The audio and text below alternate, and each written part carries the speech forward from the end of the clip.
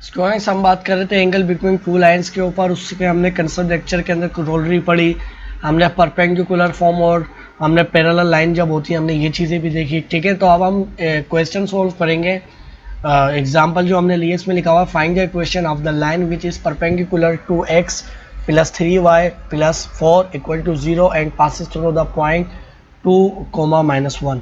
अब इसको सॉल्व करने के हमारे पास क्या है, दो मेथड है। ठीक है, एक तो हमारे पास मुश्किल मेथड है, ठीक है, जो मैंने इसके एंगल बिटवीन टू लाइन के जो आखिरी में कंसेप्ट लेक्चर के अंदर मैंने बताया था। ठीक है, और एक हमारे पास सिंपल सा तरीका है।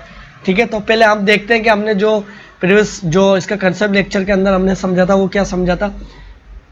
हमने ये दो चीज़ें पढ़ी थी। हमने ये पढ़ी थी कि हमारे पास x हमारे पास प्लस x प्लस हमारे पास by plus c equal to 0 और हमारे पास कोई दूसरी इक्वेशन हो, हमारे पास x1 और प्लस हमारे पास by1 प्लस हमारे पास c1 इक्वल टू 0।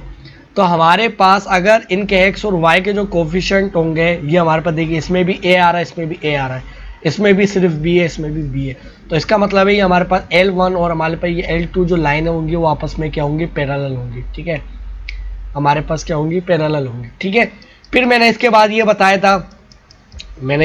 था, इसको मैं ख़त्म कर लूँ। हमारे पास एक और इक्वेशन हो, ठीक है, और उसमें ऐसा हो, मैं लिख लेता हूँ इधर हमारे पास ये x2 मिसाल के तौर पे x2 या x1 ही हो, ज़रूरी नहीं कुछ भी हो। ठीक है, हमारे पास x1 ही हो या x2 ले लेता हूँ। ठीक है, प्लस हमारे पास y2 हो। ठीक है, और हमारे पास फिर कोफिशिएंट क्या होगा, हमारे पास c2। ठीक है ना, c2 इक्वल टू 0।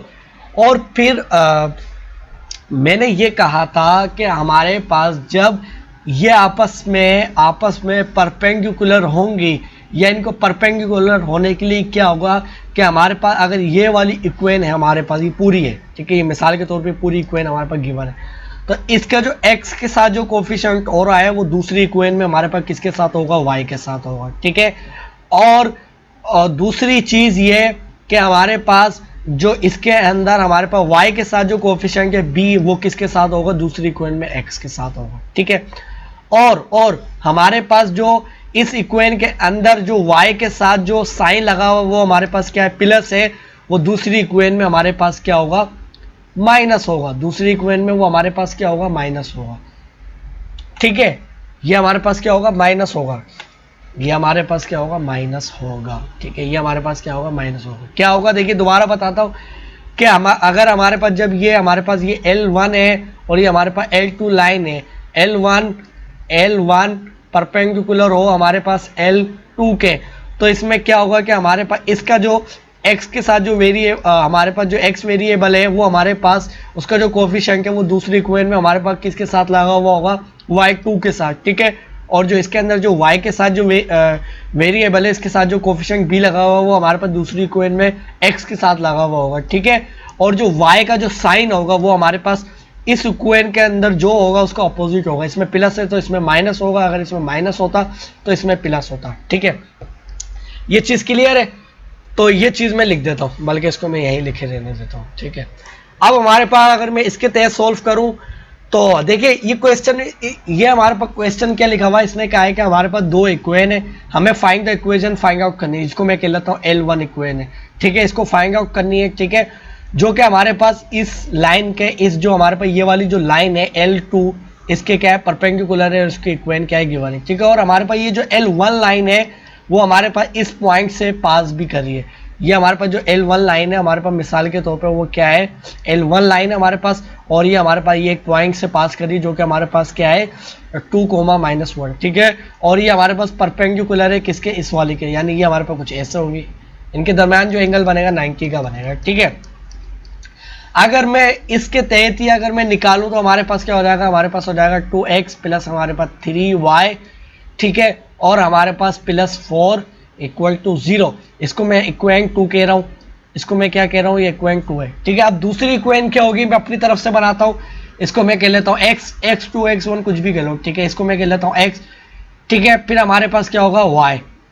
ठीक है, फिर हमारे पास क्या होगा, प्लस c इक्वल टू 0, और इसको मैं कह रहा हूँ इक्वेशन y। ठीक है, अब हमने क्या कहा था कि सबसे पहले हमारे पास अगर ये इसके परपेंडिकुलर लिखा हुआ है, इसके परपेंडिकुलर है, तो इसका मतलब ये है कि y के साथ जो साइन लगा हुआ है वो हमारे पास क्या हो जाएगा, सबसे पहले माइनस।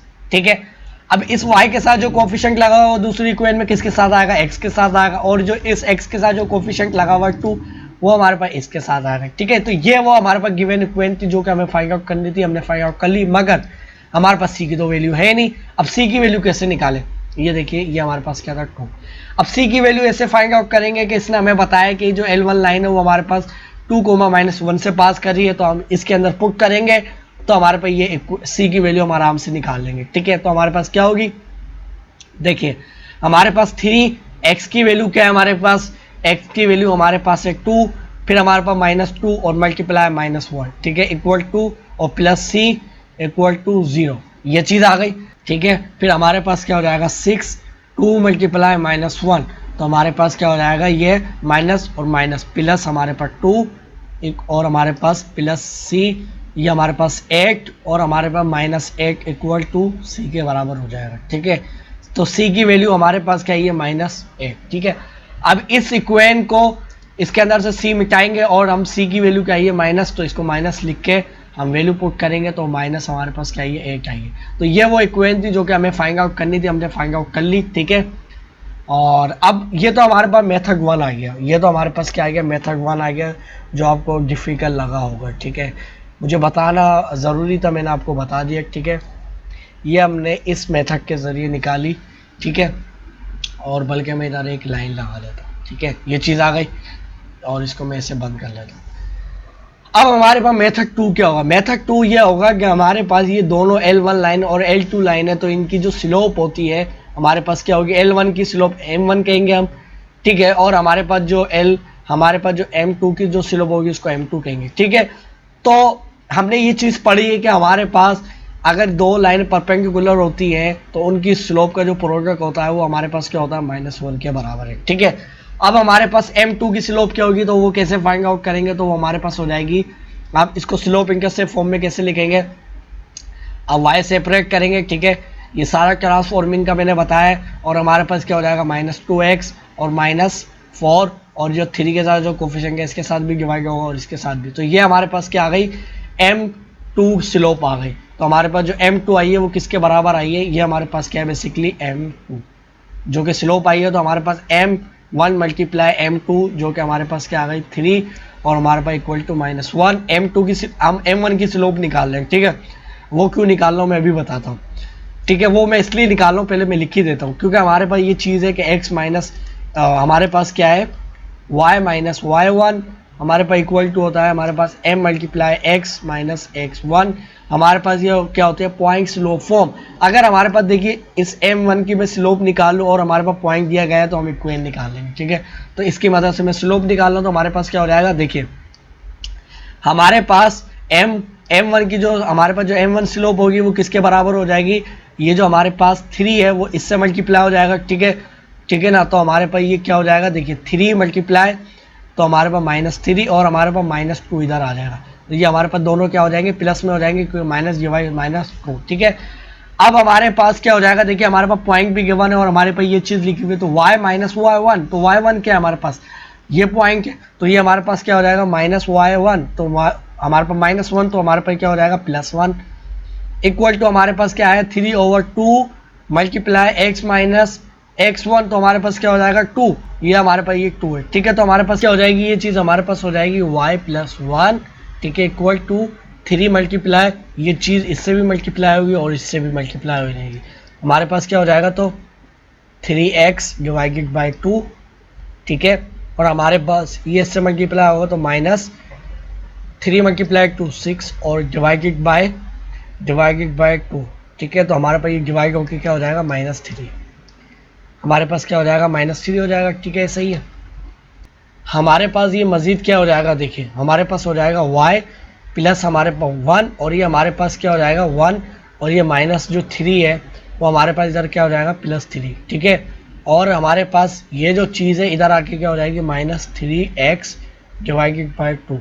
ठीक है, हमारे पास, और ये इक्वल टू क्या हो जाएगी 0, और हमारे पास क्या हो जाएगी, ये देखिए हमारे पास ये चीज़ हो जाएगी y प्लस हमारे पास 1 और +3, तो हमारे पास ये क्या हो जाएगा 4, ठीक है। और हमारे पास ये क्या हो जाएगा प्लस हमारे पास सॉरी -3x डिवाइड बाई 2, ठीक है। अब देखिए इसका होल डिनोमिनेटर बनाऊंगा तो 2 इधर भी 2 इसके साथ भी मल्टीप्लाई करवाना पड़ेगा ऊपर भी, और ये इक्वल टू किसके 0। हमारे पास क्या हो जाएगा 2y, ठीक है। हमारे पास प्लस 8 को मैं बाद में लिखूंगा, पहले -3x को लिखूंगा, ठीक है। और फिर हमारे पास क्या हो जाएगा प्लस हमारे पास क्या हो जाएगा प्लस 8 और होल डिवाइड 2 इक्वल टू 0। ये 2 डिवाइड हो रहा है, इधर आके मल्टीप्लाई हो जाएगा 0 से, तो इक्वल टू 0 हो जाएगा, ठीक है। तो ये चीज़ जो पूरी आई है हमारे पास 0 के बराबर थी। अब ये वो इक्वेशन थी, रिक्वायर्ड इक्वेशन, जो कि हमें फाइंड आउट करनी थी, ठीक है ना। तो ये देखिए ये वो इक्वेशन थी जो कि हमें फाइंड आउट करनी थी, हमने फाइंड आउट कर लिए। अब आप कहें कि यार ये तो, अब आप सोच रहे होंगे, देखिए मैं पहले इधर लिखता हूँ -3, बिल्कुल इस फॉर्म में लिखता हूँ, पहले -3x, ठीक है। और हमारे पास ये जो -2 है प्लस 2 है, इसको इधर लिखता हूँ 2y, और हमारे पास प्लस 8 इक्वल टू 0, ठीक है। ये चीज़ है। अब आप कह रहे हो यार ये तो साइन का इसमें डिफरेंस आ रहा है, ठीक है ना। ये इधर माइनस में, ये प्लस में, तो देखिए आप क्या करेंगे -1 इधर भी मल्टीप्लाई कराएंगे और -1 इधर भी, ठीक है। तो आपके पास 0 से मल्टीप्लाई होगा -1 एज इट इज आ जाएगा 0, और आपके पास ये चीज़ क्या हो जाएगी, आपके पास ये माइनस हो जाएगी, -1 मल्टीप्लाई -3x, तो हमारे पास +3x, ये चीज़ क्या हो जाएगी आपके पास -2y, और ये चीज़ आपके पास क्या हो जाएगी -8 इक्वल टू 0। तो देखिए अब आपके पास ये चीज़ सेम आ गई है, ठीक है ना। ये आपके पास इक्वेशन 1 थी जो कि आपको फाइंड आउट करनी थी। तो दोनों में तक मैंने आपको बताया, तो आपको आई होप कि आपको बात बिल्कुल अच्छी तरह समझ आ गई होगी, ठीक है। अब इसके हम नेक्स्ट लेक्चर के अंदर कुछ मज़ीद क्वेश्चन सॉल्व करते हैं।